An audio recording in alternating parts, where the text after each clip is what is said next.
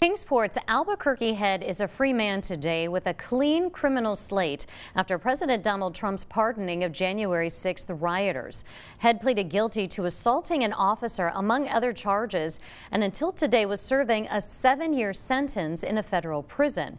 The 45-year-old, who admitted to grabbing a D.C. Metro police officer and pulling him into a crowd where others assaulted him further, is in a class of participants that even some Republican leaders have criticized Trump for pardoning. News Channel 11's Jeff Keeling talked to a law enforcement analyst about the case.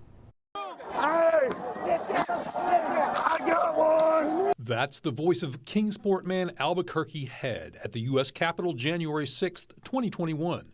In his own plea agreement, Head admitted D.C. Metro Police Officer Michael Fanone was in a police line that afternoon when Head wrapped his arm around Officer MF's neck and pulled him into the crowd of rioters outside the tunnel, yelling, "I got one." Head's now a free man, pardoned by President Donald Trump more than 3 years before the end of a 90-month federal sentence.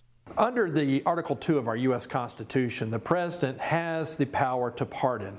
That was a campaign promise he made, and he's delivering on his campaign promises. Law enforcement analyst Eric Stanton says many people view recent pardons by both outgoing President Joe Biden and Trump as highly partisan. Sometimes the powers to pardon are used wisely, and sometimes they're not. And that really depends on which side of the political spectrum you fall on. But Stanton said many people see a difference even between people who may have broken barricades that day and those who assaulted officers. Did Donald Trump, President Trump, in his first 4 years support law enforcement? And the answer is yes.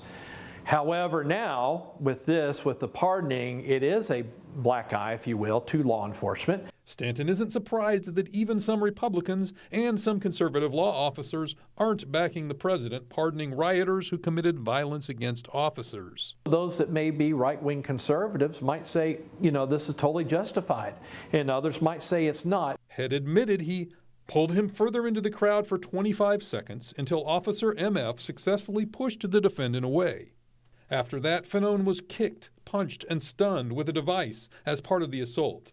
Stanton said it's a bridge too far for him. Me personally, I just believe that anybody that's harmed any first responder, whether it's law enforcement, police, fire, EMS, one of our dispatchers, etc., should not be pardoned. In Johnson City, Jeff Keeling, News Channel 11.